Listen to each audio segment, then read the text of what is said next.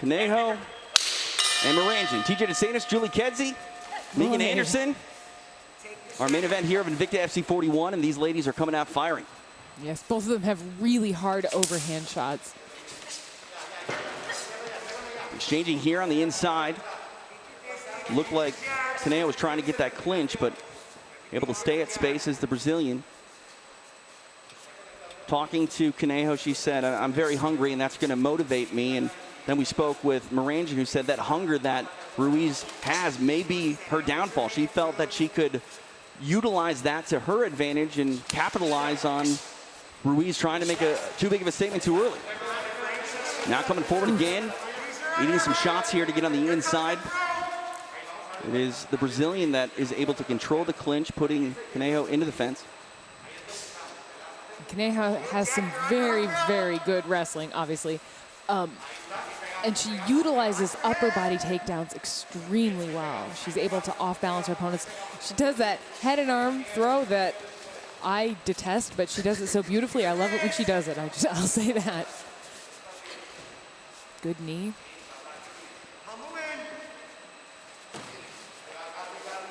Trying to get that throw, as you mentioned, Julie, but unable to do so. And that's the framing Janaisa needs to do on that. She needs to cup the armpit, push it above her head, take the back, or do as Taylor did and get to the back and tip over backwards.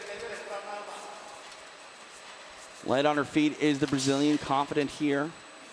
90 seconds down in this first round of our main event.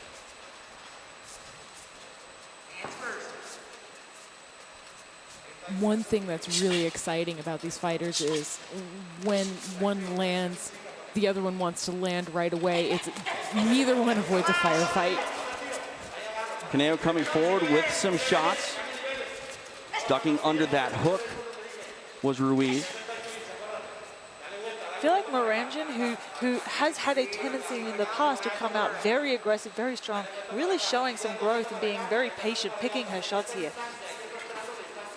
I think Morandin learned a lot from the loss to Emily Ducote, where she was stopped and really kind of didn't know what had happened in that fight. And she said as much as she wanted to show her growth. Eats a right hand there, though, by Conejo. Yeah, one of the things she should have picked up from that loss is keeping those hands up just a tiny bit higher. But, you know, she can take a shot. Conejo coming alive. Morandin clinching, and now Ruiz goes for the takedown, gets it. Now inside. The Evil Princess in trouble. Conejo looking for the armbar. Has the arm isolated here, throwing some left hands. And this is one of her favorite top positions to be in. She really likes that Keza positioning, grabbing onto the head, keeping her legs flanked toward the head and attacking that arm, or at least trapping that arm so that she can open up on the face. Morandin eating these shots. They're not the most powerful, but they will add up. Trying to explode and create a scramble is Morandin. She needs to get that elbow to the ground, not there, all the way to the ground. Not letting go here, trying to attack. It's done! Conejo! Montserrat Ruiz gets a submission! Wow. My goodness! That is just the return that the Mexican wanted. She gets the tap, stopping Janaisa Morandin. Wow! Ladies and gentlemen, the end comes officially. 3 minutes, 28 seconds. Round number one, submission by key lock. Your winner from Mexico, Montserrat Conejo Ruiz. Montserrat Ruiz Conejo.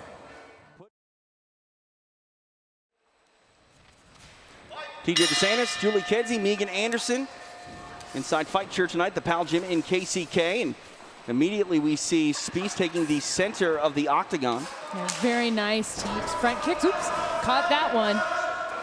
You always take a risk when you throw these kicks, and for Speece, she is on her back early, and looks like Culp is trying to pass the guard here, Megan. She really needs to be careful. She's got one arm in, one arm out right now, so that triangle is open for Speece. So Alexa's doing a really good job of pushing that knee through and clearing the guard, looking for the back take. This is a beautiful transition right here. Very nice. Tommy Toll checking in on Twitter. Always appreciate him.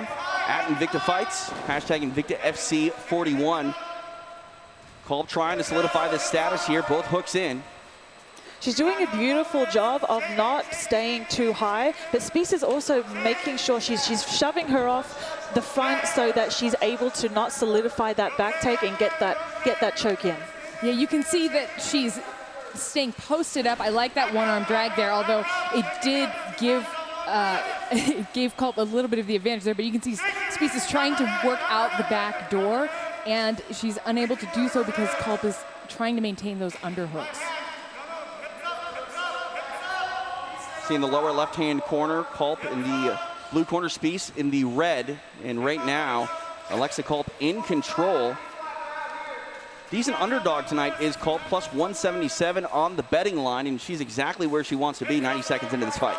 And you can see Speece is fighting hands right there, trying to get a good position, trying to get so she can push and get, she's kind of in a rough spot right there with the striking, but she's trying to control those hands while Culp looks for that finish.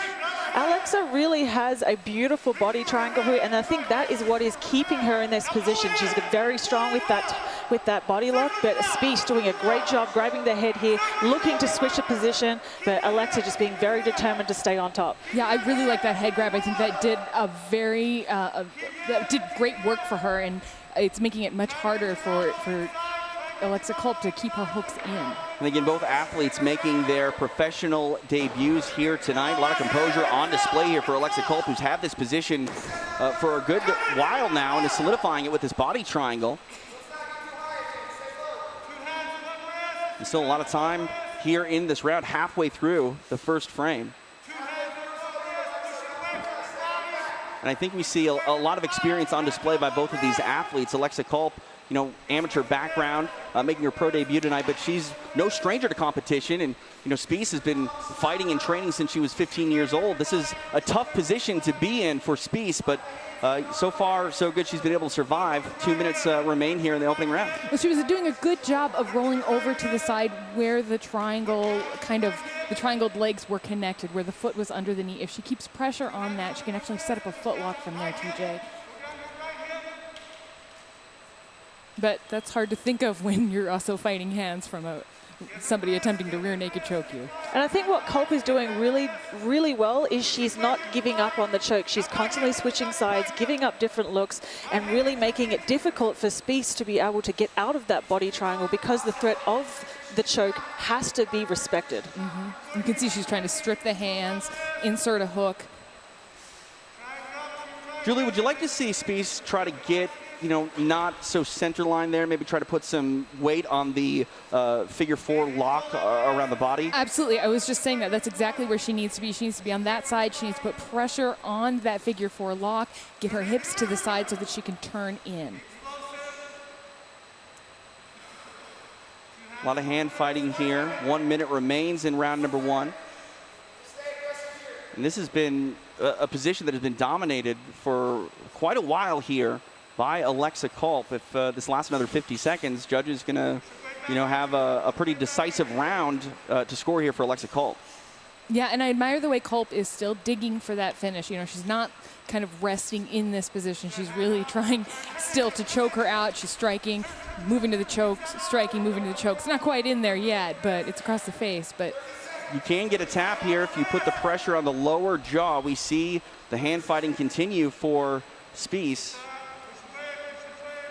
And Speece is showing a lot of composure, a lot of good training. Getting her head to the mat right there is important to get that base and to make it harder for Alexa Culp to get the choke.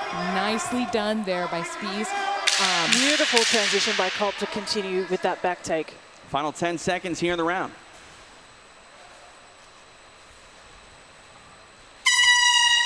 There you have it. Solid first 5 minutes turned in by Alexa Culp. All right, we are headed to round number two. Alexa Culp and Natalia Speece. And again, Speece coming out with the kicks early.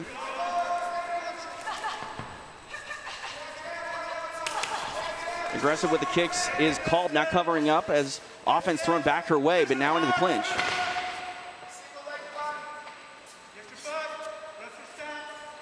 We'll see if Culp wants to try to drag this fight to the floor. She's in the clinch here with one underhook.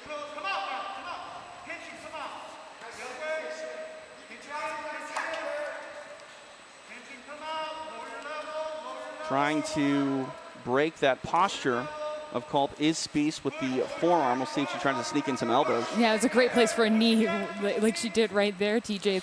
Also, you can see that Culp is trying to drop her level, and when Speece is in that position, try to connect those legs together to get the takedown. Unable to do so far. This is a fight for head position, too. I think that you can see Culp's really trying to dig in under the chin. Nice knee. Culp trying to grab a hold of that leg that delivered a knee a moment ago.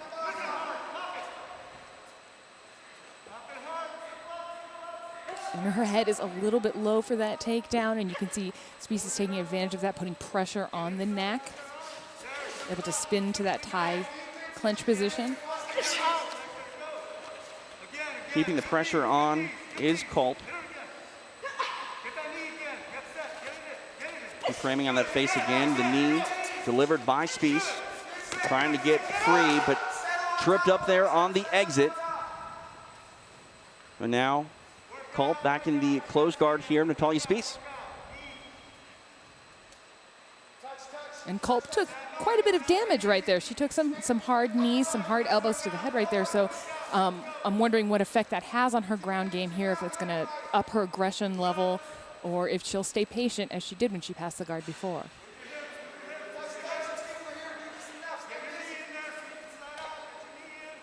Chris Cyborg checking in on Twitter. Some nice words thrown the way of the fellow former Invicta FC featherweight champ. Thank you very much, champ. She's one of 4. This is a very select group. Halfway point here of the fight. Culp in control on top of Natalia Speece. Well, I don't know in control necessarily, TJ. I might argue that because Speece is actually controlling the head, but Culp does have top position. She's looking for that pass. So if she frees the head and she frees the hooks on the legs, she will be able to get to a more dominant position. However, she's almost fell into that triangle. You can see her working for that pass. We've seen Speece go for this triangle a couple of times earlier in the fight, and so far so good for Alexa Culp, able to get through, now settles into half. This is a really positionally dominant position. A lot of people technically struggle getting up from half guard, so this is great if Alexa can control this position. She's going to be able to do a lot of damage here if, she's able to get that control. Yeah, it's wonderful for ground and pound. And she has some great back-taking abilities because you can see her rolling immediately for that when Speece tried to explode out. One hook in for Alexa Culp. Touch under 90 seconds remain here in round number 2. I think Speece really needs to just explode up, look to just scramble and initiate the scramble, create that space to get up, because this is not where she wants to be. She was doing very well at the start of the round in the striking exchanges. She needs to get back there.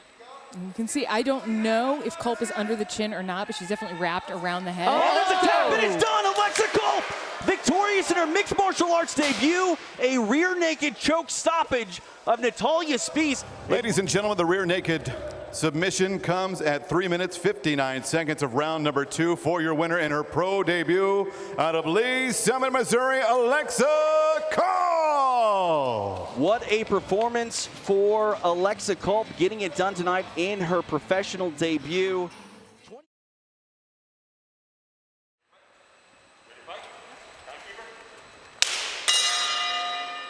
Guthrie in the black with the blue wrist tape. Sammons in the black with the red wrist tape.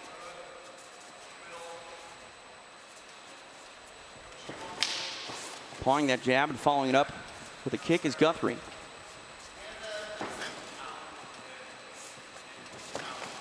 We talked about the ankle injury earlier, Julie. For Guthrie, nothing taped, no tie sock, nothing like that to add any support.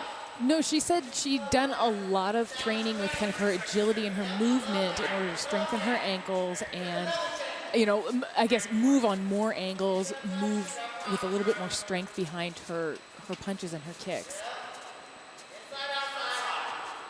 Sammons is definitely looking for some counter shots inside of it, especially when Guthrie kicks. Able to grab the clinch now is the Floridian, pushing Guthrie into the fence.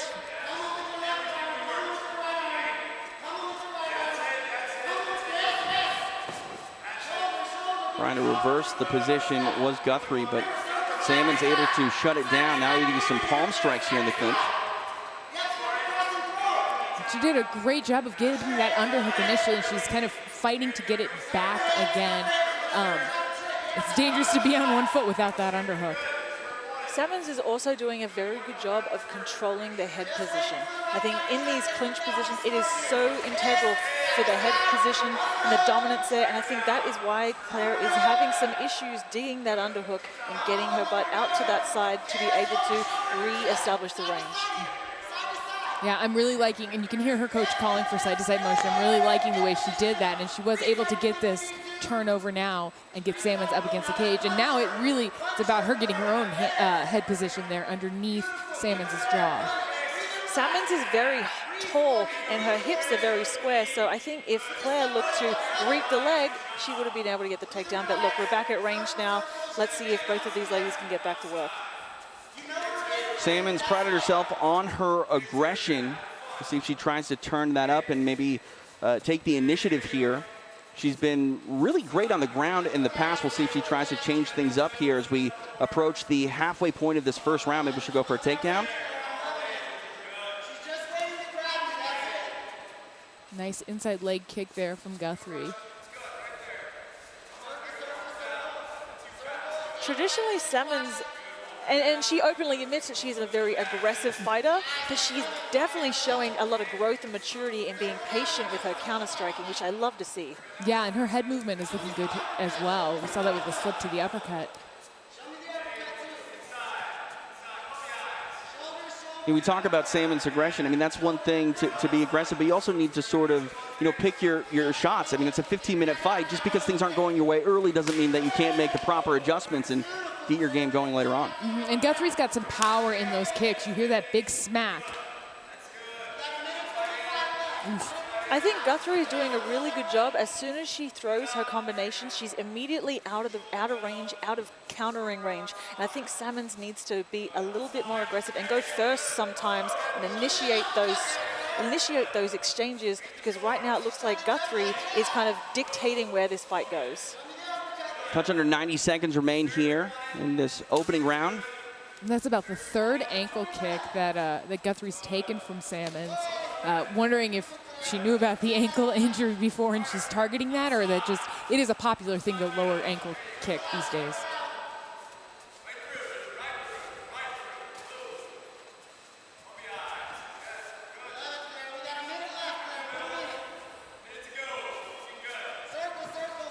Big right hand there. Grazed the chin of Sammons from Guthrie.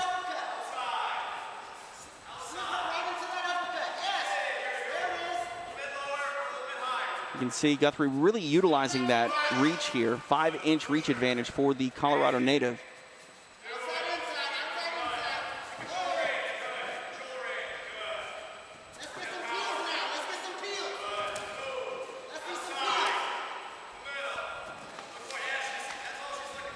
Looked like we're going to go back to the clinch, but combination of punches there on the break by Guthrie.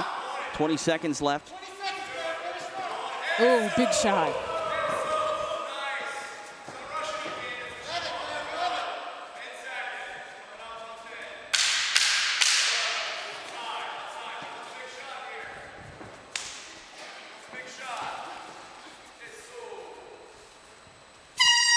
Minutes in the books between these flyweights. Caitlin Sammons, Claire Guthrie. Guthrie did a lot more in those rounds.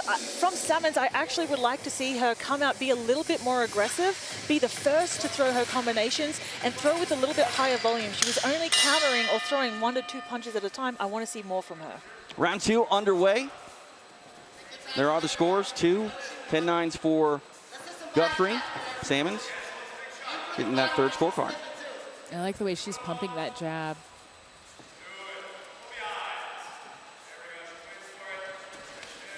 See a lot of big movements here from Guthrie. And that kick on point, the lead leg of Sammons.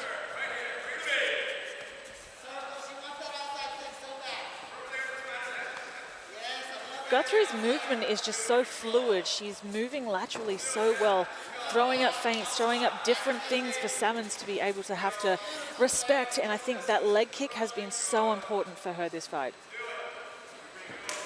I am a fan of Sammons. She's doing a snap front kick to the midsection. We saw a little jump, snap front kick. She did a couple of those in the without the jump in the first round. And I like that, especially as a liver target. She hasn't hit the liver with it yet, but... The current featherweight champ checking in on Twitter, Pam Sorensen. You can tweet at us, at TJ DeSantis, at Megan A_MMA, at Jules K_fighter, hashtag Invicta FC 41. We talk about this movement from Guthrie. She was originally slated to be on the July 2nd card, had that ankle injury. Got to believe that she made the right choice, because if her ankle were impaired, Megan, she might not be able to fight the way she is tonight inside the octagon. Oh, 100%. That lateral movement is a lot about ankle stability, and I think it definitely shows how much she has worked on improving that aspect of her game. Sammons now in on a takedown. Whizzer utilized here with Guthrie staying on her feet, but again, Sammons utilizing that head pressure here inside the clinch. And I love the knee strip they do there with the wrist. It's just such a wonderful way to utilize all of your tools. You can see Guthrie did that twice in a row now.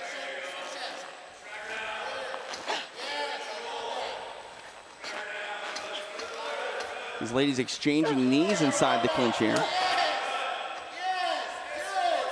I think Guthrie is doing a really good job with that arm. She's captured the wrists of Sammon, and what she's doing is not only is she breaking the grip with her knee, she's also flaring the arm to open up some space for those knees to the body to be able to hit their target. Yeah, and it's hard to be that aggressive when your back is up against the cage. Like she's doing, it's a really sophisticated maneuver. Beautiful takedown defense. Sammons really working hard for this takedown, but Guthrie able to stay on her feet.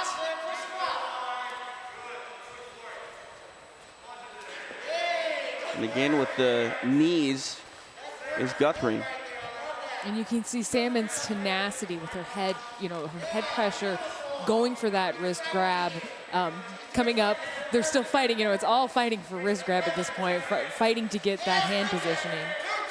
Level change there from Sammons. Really sticking with the wrestling here is Sammons. But Guthrie staying on her feet. Even though Sammons is in the more dominant position, I feel like Guthrie is doing a little bit more damage and being a little bit more active in that position. A beautiful job to separate there. Yeah, that was really well done. 90 seconds left in the round. Back at Speece. Nice right hand finds a home for Guthrie. I love how Guthrie is showing that lead hand and mixing it up. She's throwing it high, she's throwing it low, and she's really shuffling in for that big right hand. Yeah, really loaded up and landed with the right. She is, and she's kind of expecting Sammons' counterattack and is able to pull out.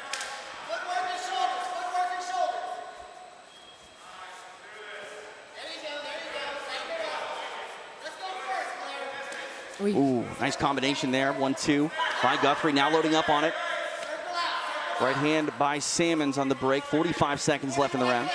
Yeah, one thing I've remembered from Sammons fights is she doesn't show when she gets hit. And that, we heard that shot from Guthrie. She didn't flinch from that.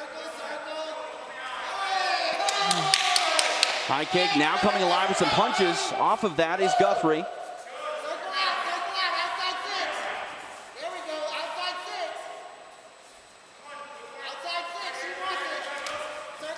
Clash of heads there, I think.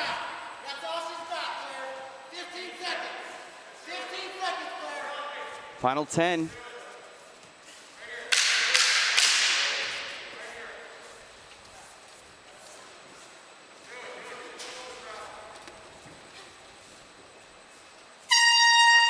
Ten minutes in the books between these flyweights. Caitlin Ginger Sammons, Grizzly Claire Guthrie. These ladies are having fun. We'll take a look at the scores here in a moment. Megan Anderson, it is even on Judge 1 scorecard. Judge 2 in the corner for Claire Guthrie, and Judge 3, Caitlin Sammons. Your thoughts? I'm actually really surprised. So I think 2 of the judges scored it for Sammons and 1 for Guthrie in that round, which was really surprising. I feel like Sammons did a really good job pressuring, but I feel like she didn't do enough in those positions. I think Guthrie was still being the more active fighter. Open scoring, unique to Invicta FC, the only promotion in the country doing it right here in Kansas, and interesting scorecards there to say the least. All right, we are underway here. Caitlin Sammons, Claire Guthrie. Both of these athletes would love to solidify it without the judges' help. Nice counter strike there by Sammons, able to get the clinch. And it might have been her forward pressure that those judges were looking at. And, you know, she was landing some very hard kicks to the lower part of Claire Guthrie's leg.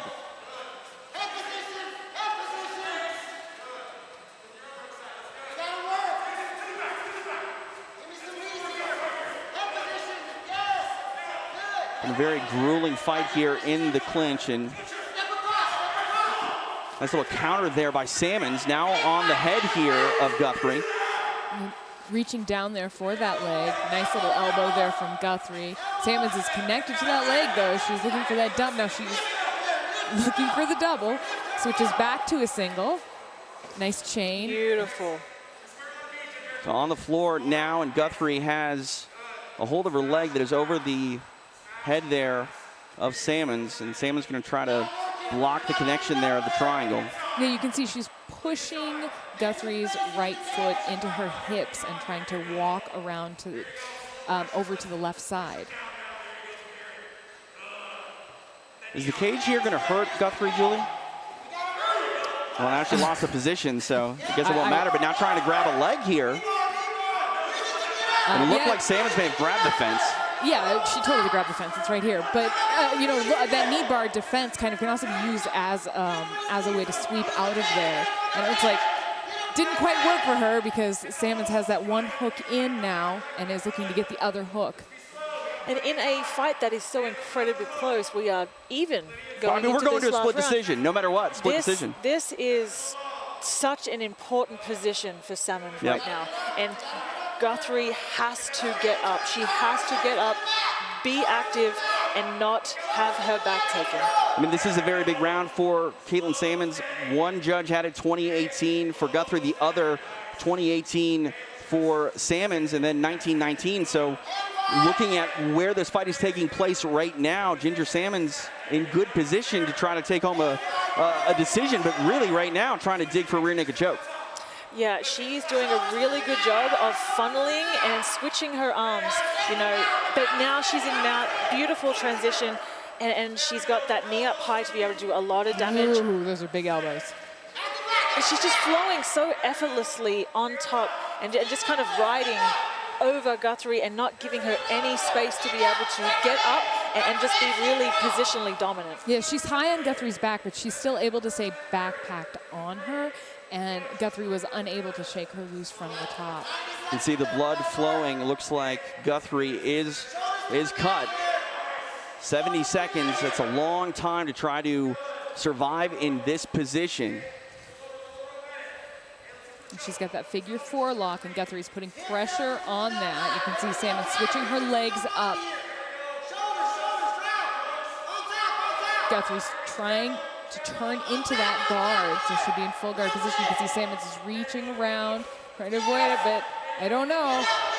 Sammons able to make the proper adjustment to stay on that back ride. That was very impressive. Just so tenacious. I think she knows that she needs to dominate this round, and she's doing just that. And she does have that bottom arm under, it's not under Guthrie's chin necessarily. Oh, never mind, moving to a different position. And now it's a hand fight again.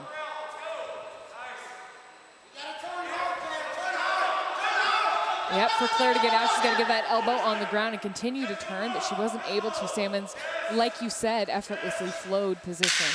Final 10 seconds, Ginger Sammons coming alive in the mount. Claire Guthrie fully defensive here.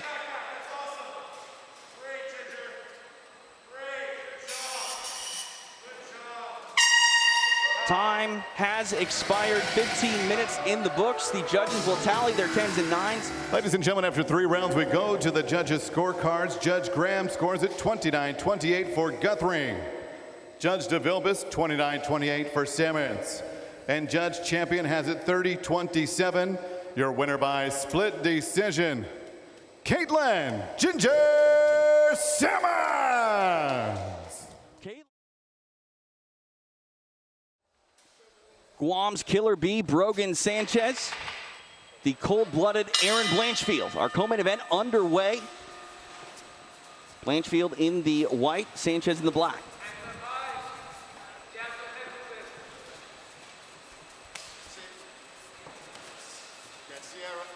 Talking to Blanchfield yesterday, she said, you know, I'm a brown belt, but felt that her jiu-jitsu skills were on point. And looking at Brogan Sanchez, who's a black belt, she said, yeah, I kind of want to test her striking a little bit here.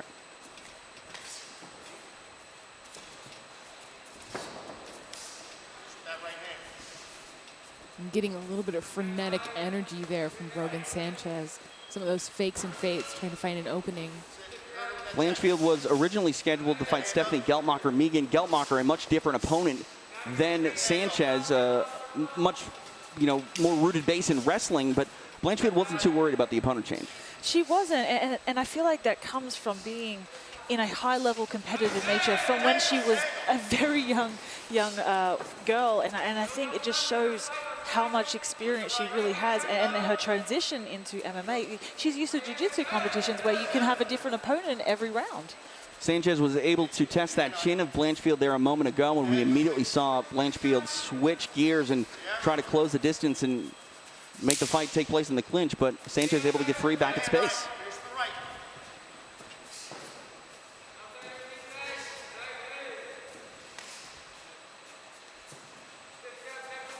Sanchez talked about taking this fight on short notice. Her camp warned her that it might be one of the tougher weight cuts of her career, but she said it was one of the easiest. The pace here early, it is fast. Mm-hmm. Nice right hand there from Blanchfield, but Sanchez is doing a good job of kind of attacking the insides of those legs. She's moving so well, Julie, and I think Erin is having a little bit of a issue trying to time that range, trying to time those shots to be able to counter, because Blanchfield coming alive. Sanchez able to weather the storm, but eats a hard right kick and then a punch. Cold-blooded. Might smell blood here. She's aggressively charging forward, lands another right hand. Blanchfield loves that high kick from the open stance, as we've seen in her last fight, and that kick right then is inching closer and closer to Sanchez's jaw, and she really needs to be careful of that. She does. She needs to keep that hand up higher. I also think that you can't really fall in love with that one knockout technique too much. She did a beautiful right hand, just straight right, that landed very well, and an elbow, and a side kick. So I'd like to see all of those things utilized more. 2 minutes left here in round number 1. Really loading up on these punches is Sanchez.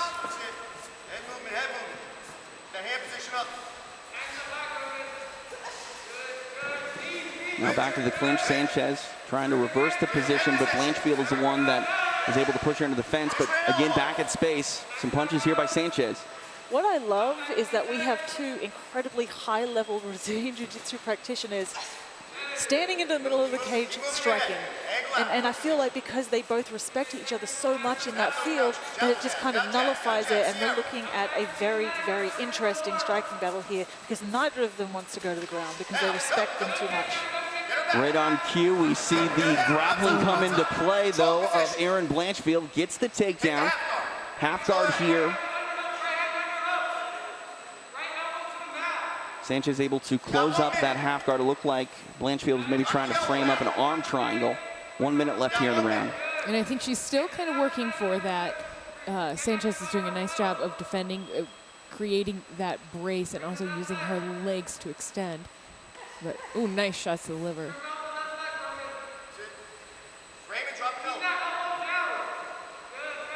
40 seconds left in the round. You know, this is a smart move by Blanchfield here in a very competitive round, going for this takedown and getting it. Big statement, Megan. I think it really puts a stamp on this round, particularly with a minute left. And I think when we spoke to her earlier this week, she was very, very influenced by wanting to do a lot more ground and pound. And she's traditionally known as a jiu-jitsu fighter, but now she wants to really control those positions, do a lot of damage as we're seeing right now. And half guard is a wonderful place to get some good ground and pound in. It really is. Final 10 seconds.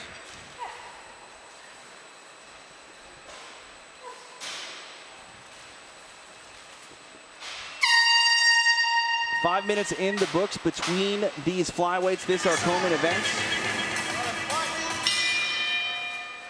TJ DeSantis, Megan Anderson, Julie Kedzie. All three judges going the way of Blanchfield, 10-9.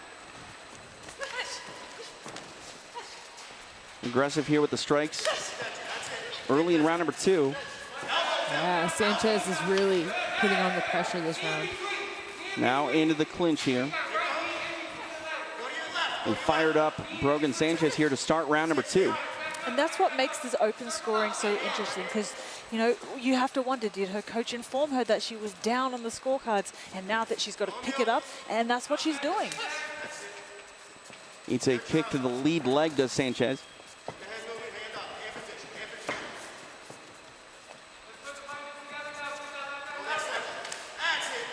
Hagen with that kick is Blanchfield.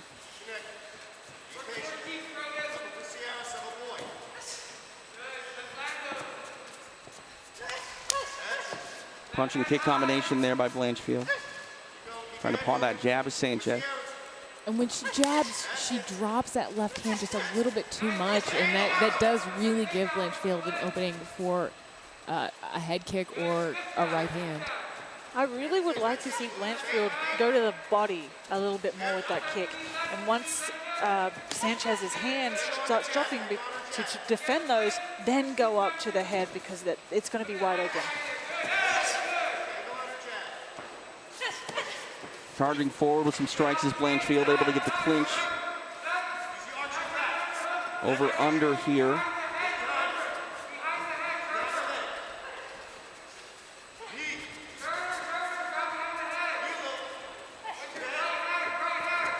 Trying to grab the neck now is Blanchfield. No, nice snap down there. Sanchez able to get free. Now punches her way off the fence. And that's what I do like about Sanchez, is she always comes out striking out of these exchanges. These punches are landing here, getting Blanchfield to circle away.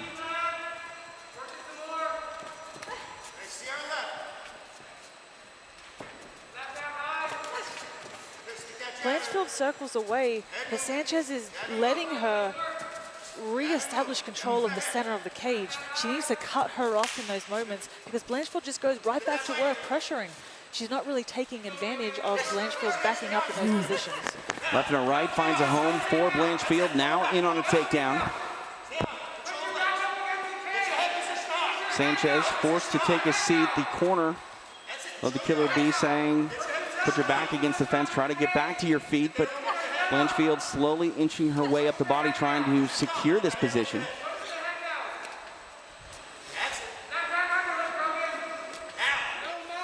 Oh, and she's giving up from that hand position. You can see her corner saying, don't do that. She was giving up a head and arm choke possibility. She's got to be bracing on that face and really getting her hips to the cage. You don't want to be the person on the bottom parallel with the cage. But if you're on top and you're parallel with the cage, there's a great chance to strike. Erin Blanchfield now in full mount. See how she chooses to use this position. Touch over 90 seconds remain here in round number 2. Now showing some posture is Blanchfield. And Sanchez is trying to control the hands there. Some ground and pound now starting to add up. But still staying close and oh, nice left elbow there, trying to get that crucifix position. That was really a beautiful risk to take, moving out of full mount for striking and going into side control just so she could get that crucifix. What I love is just her hip positioning. Those small little hip switches to be able to control her opponent is just, it's very minute detail, but so important to not get reversed. Yeah. Now, crucifix position here for Blanchfield. She wanted that second round knockout. She's got about 30 seconds to get that done, so. Trying to go for key lock here on that left arm of Sanchez.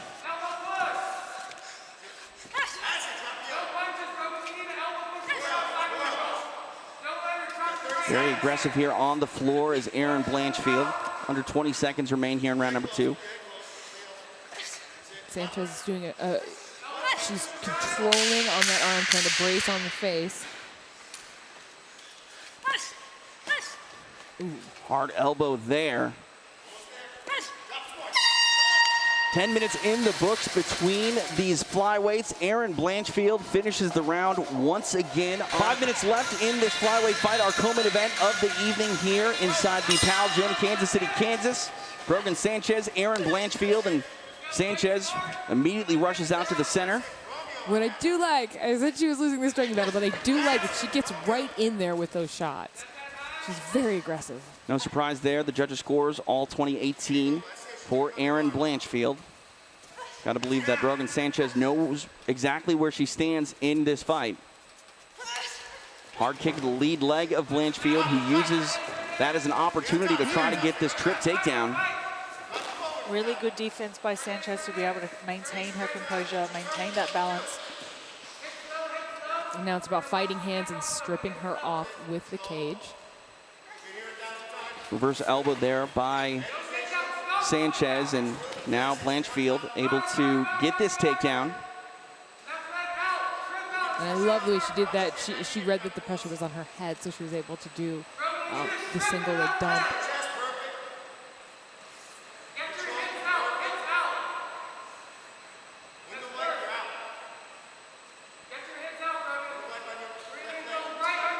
Sanchez has been on the floor a variety of times in this fight, and Blanchfield gets it back there again in this very critical round for Sanchez, who needs to do something here. She's got a touch over 3.5 minutes, but in control is Erin Blanchfield. And I think what's working in Blanchfield's favor so much is her explosive transitions. Like, she's really able to time when Sanchez's hips are in a position she can just hop over. We saw Blanchfield attack that far side arm of Brogan Sanchez early. Looks like she's trying to frame up a Kimura now.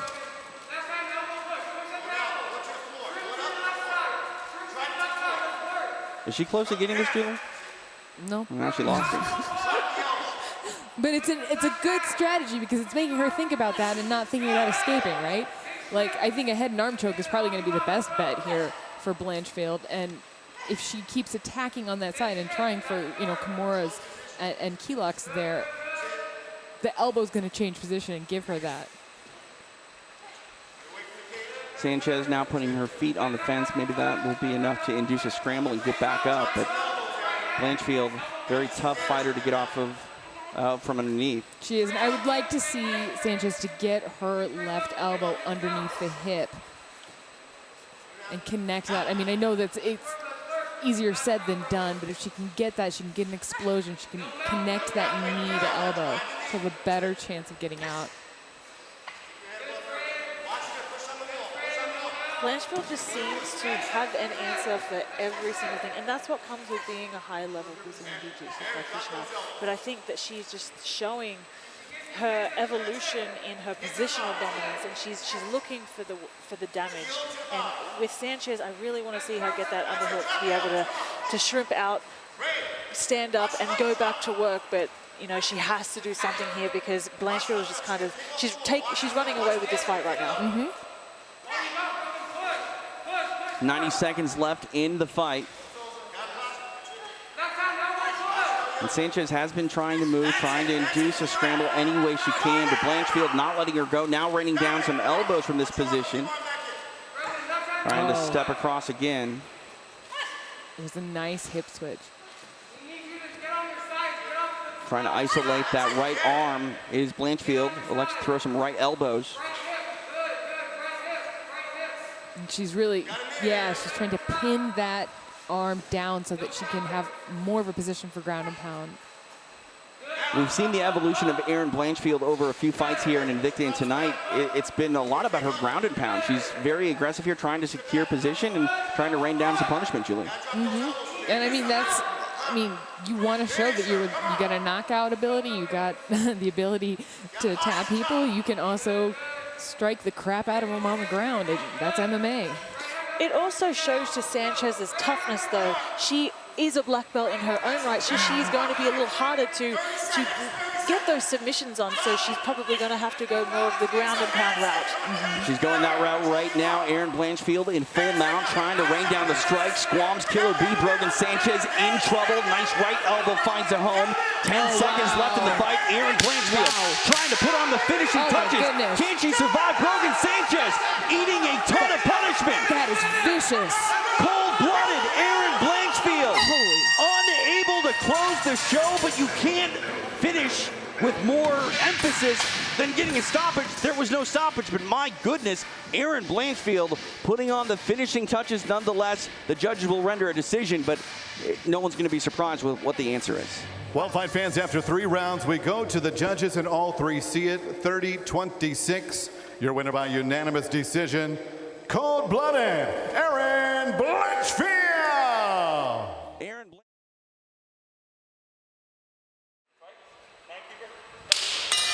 TJ DeSantis, Julie Kedzie, Megan Anderson, Kansas City, Kansas tonight, the site of Invicta FC 41.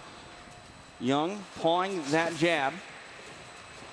Both of these women are strikers, but different strikers, Megan, than you would normally say, one Muay Thai base with the other boxing base. They really are, and Latoya is showcasing already her crisp boxing, that very fast jab. And one thing that when we spoke to her, she felt that cage rust wasn't going to be a thing, and we're kind of seeing that here. Her movement is still very sharp. She's not showing any emotion. She's showing that she is very much a veteran in this sport. Young utilizing kicks early, attacking the body. Walker with a body shot of her own as a right hand land. And that was something Walker said, that, you know, she did want to attack the body in this fight. She felt like that was going to be a big opening for her, possibly because of the stance that Caitlin has.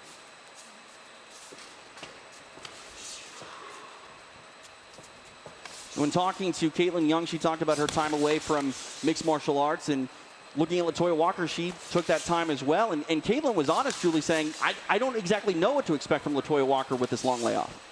Well, I mean, you know, what do you know? I mean, it's so interesting to get to fight somebody who you've seen done great things in the past, but you really don't know what they're going to bring to the table. That's what's, I mean, it's MMA. Ooh, big shot. You know, looking at Caitlin Young time in mixed martial arts, she was the matchmaker here at Invicta, and actually was the matchmaker that made the Charmaine Tweet Latoya Walker fight. So kind of coming full circle, elbow there by Young, and really loading up in the right hand now is Walker. Those leg kicks are starting to add up for Young. That lead leg is going to be very important for Latoya, as she wants to be able to throw a lot of power, but Caitlin is doing a really good job pressuring with those heavy leg kicks and put a lot of pain on that leg, because that will add up over time. It will add up, but it also gives her the ability, if she sits down on that leg hard, to throw that right hand. So if that leg kick is coming, she does have that opening for that big right hand. You say to pay dividends over time. I mean, one time if I ate that leg kick, I would not be walking again, and it lands again for Caitlin Young. We'll see if Walker can make some adjustments here, because, as you guys said, she can't afford to eat this kick too many times. Over the halfway point here, round number 1.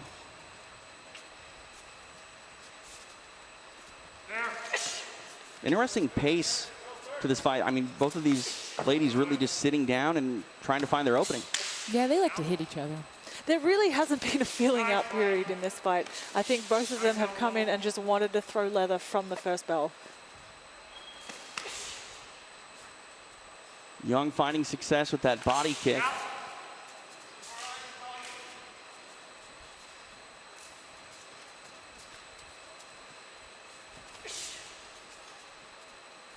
Julie, do you think that Caitlin is waiting for an opening here, or, you know, being cautious at all? Well, she I don't think she should be cautious, but, you know, because she just ate a right hand. But I think she's looking for the right angle more than anything else to find that. Like you can see, she's going for that liver kick. I think she's trying to get that shot in there from the right angle. You can see the way she's stepping, really trying to find the right opening. Yeah, I mean, it's kind of hard to say because one person hits, the other person hits at the same time. They're really just wanting to crash.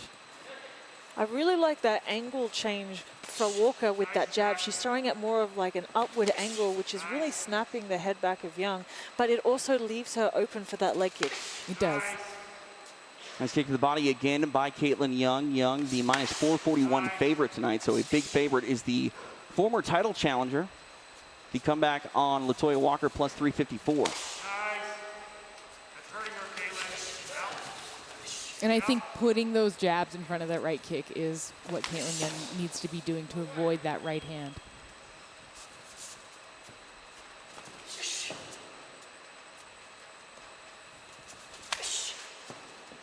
Really changing the targets with these kicks is Caitlin Young. Into the body. We have yet to see Walker slow down noticeably, but these kicks have landed to the body and to that lead leg time and time again. Yeah, that could show if this goes into later rounds. Walker's hands seem to be a little bit lower now, and her movement is still, I mean, she's still moving. It's a little bit maybe less crisp. And her chin's getting pretty high on that jab. 5 minutes in the books between these featherweights. Latoya Walker, Caitlin Young. Latoya Walker has found a home for her punches, and we'll see what happens here in round number 2. And one of the things you see is they just go, both of them, right to the center of the ring. They go right into each other's range. Like, these are two people who want to sit in each other's faces and hit each other. Megan, clean sweep on the judges' scorecards, all 10-9 for Caitlin Young. What does that say for Latoya Walker here in the second round? Really, I feel where Young did a really good job is she threw higher volume. If you look at Walker, she's only throwing 1 or 2 punches at a time. She's not feigning to enter the pocket. She's not throwing very high volume, and I really want to see her throw a little bit higher volume, mix up those combinations. She wants to stay out of the kick range. Those leg kicks will add up later, and like she's already very compromised on that leg. So I really want to see her close that range. Big flurry there. And, you know, earlier in this round, she did switch stances as well, so I think she's really starting to feel that on her left leg. We saw Young march through those punches trying to close the distance. Julie, are you surprised that we haven't seen Young try to utilize that tie clinch at all in this fight? A little surprised, but I think she's, you know, she respects Latoya Walker's power in those inside punches. But Caitlin Young's clinch is a beautiful thing, and she has some really nice elbows. So it might be something she's kind of holding back on until she does enough damage to the leg that she won't get hit back hard enough. Seeing Walker find some success here in this second round, landing some punches. And I like that uppercut, TJ. Hard kick. Just look at how Walker's leg moves now when Young kicks her. It's coming across with her body. The damage is adding up, and I feel like she's struggling to be able to throw with power, because when she does lunge in for those power shots, the leg is compromised. And now we see Walker go southpaw, eats a high kick there from Young. And Young immediately switching to the lead leg now, which is the right of Walker. She doesn't want either of her legs to be okay after this fight. Well, and Caitlin Young did become famous from a high right kick knockout. Ooh, in the clinch here, nicely nicely done. Caitlin Young brings this fight to the floor in mount position. Walker trying to get her legs back underneath her. Put your head down. And she had a head and arm frame on that takedown, which could have led to a choke. Keep it there, Caitlin. But like when we spoke with Caitlin earlier this week, she's like, look, if someone wants to stand in front of me and throw, I'm here all day. Sarah Kaufman checking in on Twitter tonight. She agrees those leg kicks. Ouch. Keep it there. Past the halfway point of this fight, another kick there by the Minnesotan. Walker has gone back to that orthodox position. Nice. Hard kick again. Switch.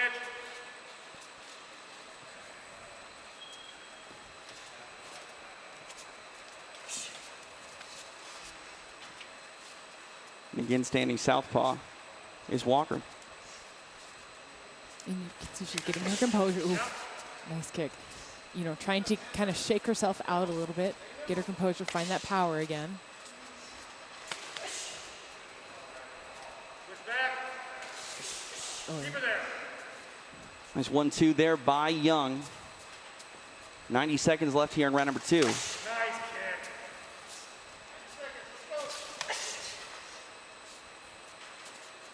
Walker very tough here, durable, but still eating a lot of this leg attack from Oh, that's what Caitlin Young. Wow. excuse me, Oh my that's what I was talking about. goodness. It's that head kick I think she's trying to set up from that. Like she's forced the change of stance. Caitlin Young still being very tactical with the strikes that she's deciding to throw here, not forcing anything.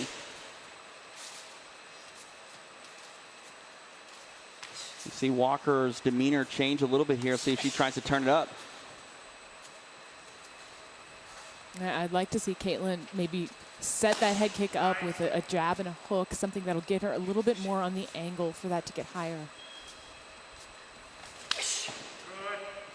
And Walker, I think at this point, yeah, it's just about throwing, getting in there and throwing, letting go of those hands, and yeah. 30 seconds. 30 seconds left in round number 2. Nice right hand. Hard right hand finds a home there for the striking Viking. Again, a kick to the body. The levels with Caitlin Young's leg kicks is just so beautiful. It's not always in the same place. You have to worry about the leg kicks, the head kicks, the body kicks. Oops, mistake on the 10 count. Yeah, sorry, Megan, for talking over you. No, you're good, but it's just so amazing to see. Third and final round between these featherweights, Caitlin Young, Latoya Walker. And there are the scores. Megan, pretty much what you expect? Yes, Caitlin Young has just been so dominant with her striking. Walker just hasn't seemed to be able to have an answer for anything that Caitlin throws at her. Getting that kick to the body by Young. Walker going back to southpaw. She continues to move forward. I'd like to see her pump that jab out a little bit. Nice combination, some punches Yeah. landing here for Latoya Walker. Young trying to get that clinch, unable to do so. Still some life here and some determination on display from Latoya Walker.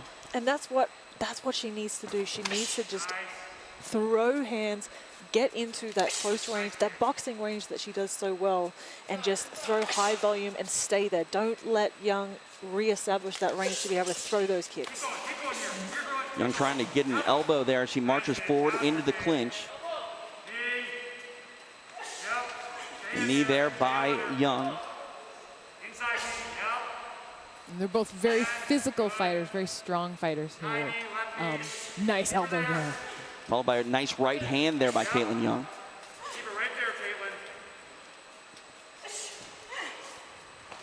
Another elbow there finds a home.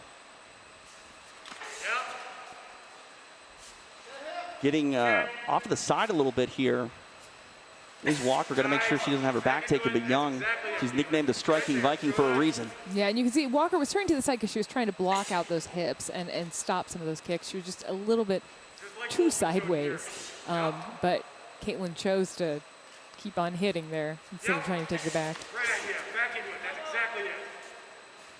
2 minutes down here in this third and final round. Grabbing around the head is not always, it's a good way to keep somebody close to you, but it's not always a great way to stop some hard knees.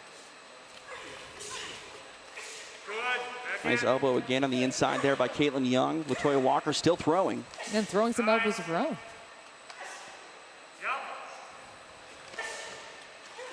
Knee to the body there by Young, answered by an attempted elbow by Walker. And you can see the way Caitlin's bracing that head. She's looking for that big shot. Latoya moved to the side.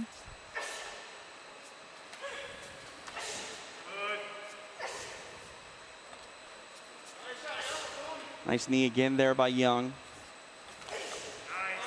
Eating these shots, but still very much defending herself and throwing, for that matter, is Latoya Walker. Yeah, I don't think she has any quit in her. Some head clashing going on there. She's looking for a way out, Caitlin. Give You got to worry, though, a little bit. Walker is, as we mentioned, getting sideways, disengaging a bit, but still staying in this fight. Another elbow finds a home. Nice sweep. Back in, back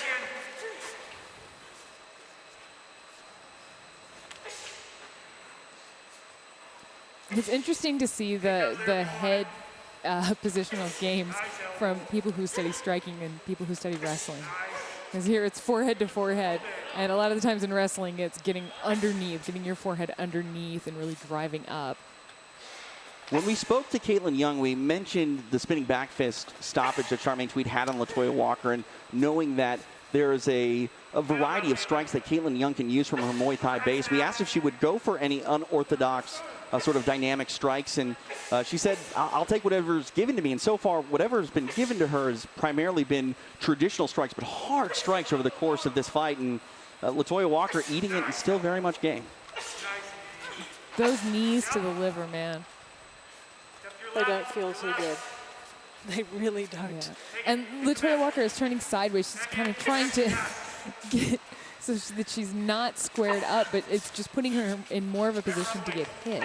And when you haven't had a lot of experience in that traditional Thai clinch, it is so hard to get out of. And I think that's what Young is doing such a good job of. It's because she has years of experience in this position, whereas Walker hasn't. Not to mention 4 years away, coming back and taking on, one of the best Muay Thai strikers that the 145-pound division really has. So at this point, we see Walker's almost completely turned her head away. I appreciate that she's still in this, but yeah, she needs to not turn her head away into the cage.